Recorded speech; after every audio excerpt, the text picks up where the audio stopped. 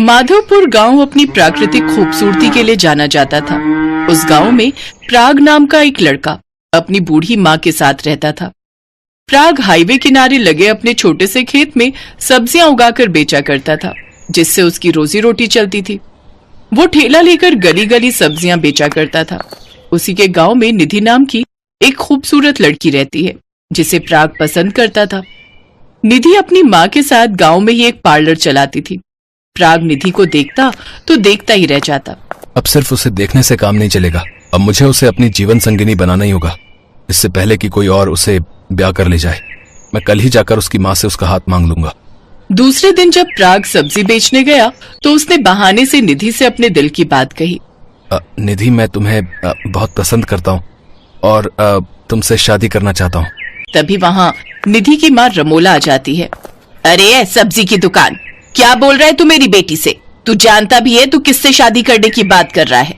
अरे मेरी बेटी दूध से नहाती है, दूध से। तेरी ये सब्जियां तो मैं खाती हूँ, लेकिन इसे मैं सिर्फ पनीर, दूध, दही ही खिलाती हूँ। तेरी औकात भी है मेरी बेटी को पालने की? गरीब कहीं का। चल अब निकल यहाँ से। गुस्से में रमोला अंदर चली गई और निधि वहाँ खड़ी रो रही थी। उसे देख प्राग ने कहा, निधि, क्या तुम्हें भी ऐसा लगता है कि प्यार करने के लिए पैसे का होना जरूरी है? प्राग, न तुम गलत हो न मेरी माँ गलत है, लेकिन बेटी होने के नाते मैं अपनी माँ का कहना मानूंगी। मुझे चाहते हो तो माँ का फैसला बदलो, बड़े आदमी बनो। ये कहकर निधि वहाँ से चली गई। उसके जाने के बाद प्राग सोच में पड़ गया। इसका मतलब निधि भी मुझे चाहती है। मुझे अब किसी भी तरह से ज्यादा पैसे कमाने होंगे और उसके लिए सब्जियां ज्यादा से ज्यादा उगाकर बेचनी होगी, और उसके लिए मुझे चाहिए अच्छा खासा पानी। इसी विचार के साथ प्राग ने अपनी सारी जमा पूंजी दांव पर लगा दी और अपने उस खेत में ही एक तरफ कुआं खुदवा दिया। लेकिन खुदाई के बाद भी एक बूंद पानी उसे नहीं मिला और प्राग हताश होकर रोने लगा।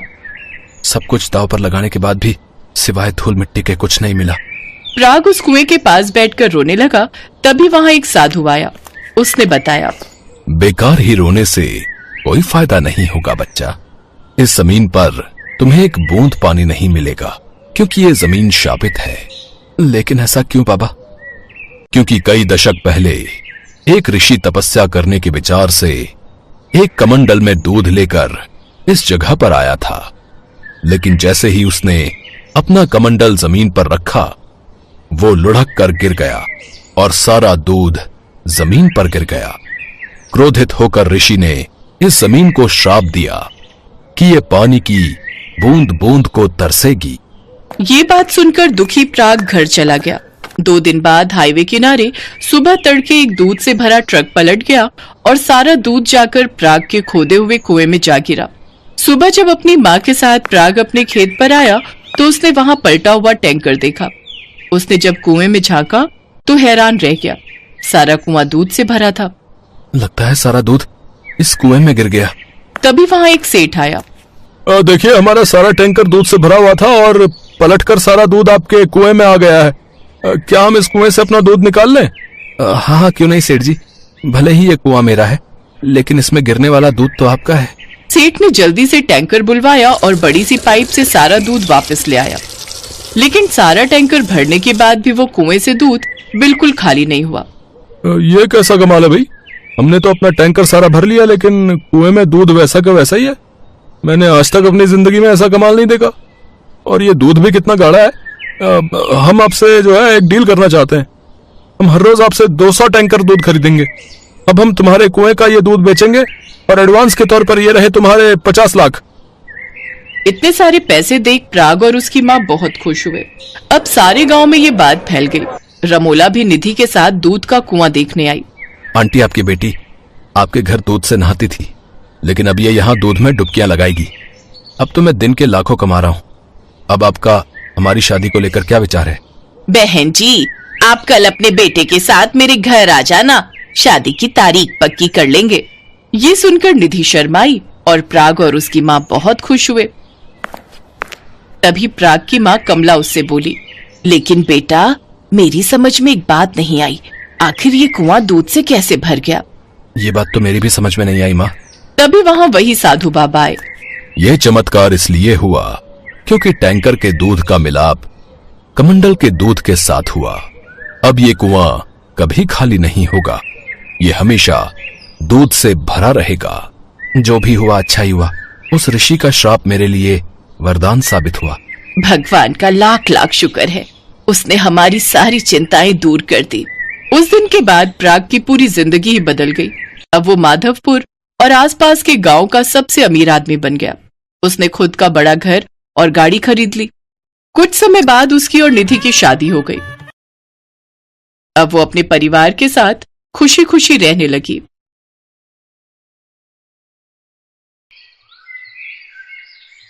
अन्नपूर्णा घर में अकेली रहती है। उसकी उम्र 50 साल है। उसका बेटा सुरेश अमेरिका में नौकरी करता है और वहीं पर एक गोरी मेम से शादी करके बस गया है। लेकिन वो अपनी माँ को पैसे नहीं भेजता है, इसीलिए अन्नपूर्णा बहुत गरीब है। उसके पास सिर्फ एक गाय है, उसका नाम है मालती। अन्नपूर्णा मालती का दूध बेचकर अपना पेट पालती है। सुन मालती, तुझे पता है मेरा बेटा अमेरिका में बहुत बड़ी नौकरी करता है। वो जब लौट कर आएगा तब देखना मेरे लिए कितना कुछ लाएगा। अन्नपूर्णा की आंखों में बहुत सारे सपने हैं अपने बेटे को लेकर, लेकिन सुरेश उसकी माँ को कभी याद भी नहीं करता। कुछ दिन बाद शाम को अन्नपूर्णा जब खाने का इंतजाम कर रही थी, तब अचानक से वहाँ सुरेश अपनी विलायती बहू के साथ आता है। माँ, मैं आ गया हूँ। अपने बेटे को देखकर अन्नपूर्णा खुशी से पागल हो जाती है। अरे बेटा, तू अचानक से कैसे आ गया? वो बात यह है कि मेरी नौकरी चली गई है। अच्छा, इसीलिए माँ की याद आ गई। अब ठीक है बेटा, कोई बात नहीं, कुछ दिन घर पर आराम कर। सुरेश की बीवी का नाम रोजी है। वो कहती है, क्या हम यहाँ रहेंगे सुरेश, इस छोटे से घर में? कितनी बदबू है यहाँ पर। हाँ बहू, वो मेरी गाय है ना मालती, उसी के गोबर से थोड़ी दुर्गंध फैलती है, तो निकाल दो उस गाय को। अरे ऐसे कैसे निकाल दूं, उसी से तो मेरा पेट चलता है। सुरेश रोजी को मना लेता है। अन्नपूर्णा उन दोनों को अपना कमरा दे देती है और खुद घर के बाहर मालती के पास सोती है। अगले ही दिन से रोजी हल्ला मचाने लग जाती है। वो सुबह उठकर कहती है, इतनी देर हो गई फिर भी मुझे मेरी ग्रीन टी नहीं मिली, कहाँ है मेरी ग्रीन टी? सुरेश अन्नपूर्णा से कहता है, माँ क्या कर रही हैं आप? मेरी पत्नी विलायती है, उसका ध्यान तो रखना पड़ेगा ना। ठीक है बेटा, मैं अभी बना देती हूँ। लेकिन अन्नपूर्णा को ग्रीन टी के बारे में कुछ भी नहीं पता है। वो मालती के ताजे ताजे दूध से चाय बनाकर रोजी के पास ले जाती है। दूध से बनी चाय देखकर रोजी एक झटके में चाय का कप फेंक देती है। अन्नपूर्णा को बहुत बुरा लगता है। रात को रोजी सुरेश से कहती है, सुनो, मैं ऐसे यहाँ नहीं रह सकती। अरे रोजी, कुछ ही दिन की तो बात है, रह लो ना। नहीं, तुम्हारी माँ गवार है। ये घर तो तुम्हारे नाम पर है ना, इसे बेच दो और चलो किसी अच्छे से होटल में रहते हैं। अगले दिन सुरेश घर बेचने के बारे में अन्नपूर्णा को बताता है। अन्नपूर्णा रोते हुए कहती है, ये क्या कह रहा है बेटा, इस घर में तेरे बापू की यादें हैं। तभी वहाँ गांव के मुखिया चले आते हैं और कहते हैं, हाँ, ऐसे घर कैसे बेच दोगे तुम? तुम्हारी माँ कहाँ रहेगी फिर? वो सब हमें क्या पता, ये घर सुरेश के नाम पर है। हम ये घर बेचकर चले जाएंगे। आप होते कौन हो हमारे बीच में बात करने वाले? मुखिया जी बहुत अपमानित महसूस करते हैं। सुरेश घर बेच देता है और अपनी बीवी को लेकर वहां से चला जाता है। वो दोनों एक महंगे से होटल में रहने लगते हैं और इधर अन्नपूर्णा अपनी प्यारी गाय मालती को लेकर रास्तों पर निकल पड़ती है। वो बहुत उदास है और उसकी आंखों में नमी है। ये क्या हो गया भगवान, अब मैं क्या करूं? मेरे खुद के बेटे ने मेरे साथ धोखा कर दिया। अन्नपूर्णा बस दूध बेचती रहती है और उससे जो थोड़े बहुत पैसे मिलते हैं वो उससे अपना गुजारा करती है। वो रास्ते में रहती है। इसी तरह कुछ दिन बीत जाते हैं। मालती एक दिन किसी के खेत में घुस जाती है और घास खाने लगती है।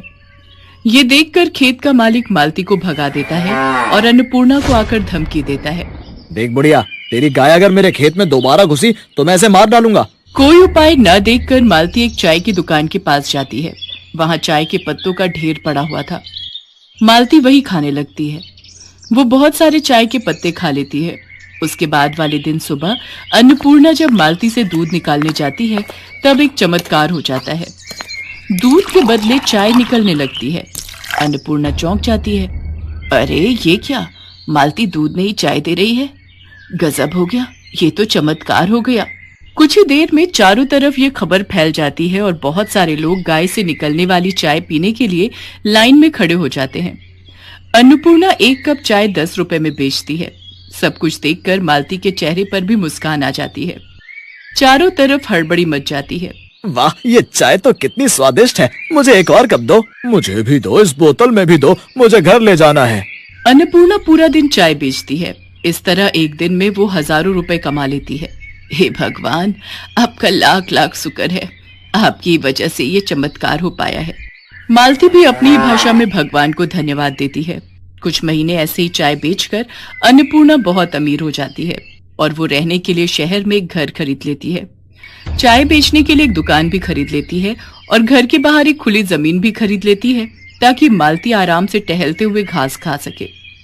ऐसे ही खुशी खुशी दिन बीतने लगते हैं, लेकिन उस तरफ सुरेश को कोई नौकरी नहीं मिल पाती है। अब क्या होगा रोजी? मुझे नौकरी नहीं मिल रही है और घर बेचकर जो पैसे मिले थे वो भी खत्म होने को हैं।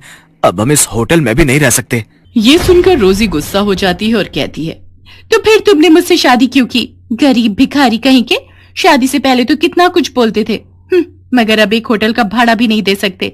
तुम रहो अकेले, मैं जा रही हूँ। जा रही हूँ मतलब? तुम मुझे अकेला छोड़कर कैसे जा सकती हो? मैं एक बेरोजगार इंसान के साथ नहीं रह सकती। मुझे पता था कि तुम्हारे साथ ऐसा ही होगा, इसीलिए मैंने एक बॉयफ्रेंड पटा लिया था। वो मुझे लेने आ ही रहा होगा।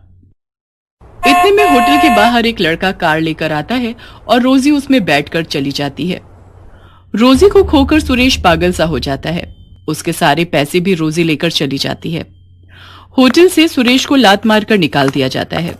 सुरेश अपने ही मन में कहता है, अब मैं क्या करूं? माँ के पास लौट जाऊं? नहीं नहीं, मैं माँ को अपना चेहरा कैसे दिखाऊं? सुरेश पागलों की तरह रास्तों में घूमता रहता है और भीख मांगकर अपना पेट पालता रहता है। एक दिन घूमते घूमते उसे चाय देने वाली गाय के बारे में पता चलता है, लेकिन उसके पास पैसे नहीं हैं। वो लाइन में खड़ा हो जाता है और अपनी बारी आने पर कहता है, क्या आप मुझे एक कप चाय दे सकती हैं? मुझे बहुत तेज भूख लगी है, लेकिन मेरे पास पैसे नहीं है। सुरेश को देखकर अन्नपूर्णा तुरंत पहचान लेती है। अरे बेटा तू? माँ, आप?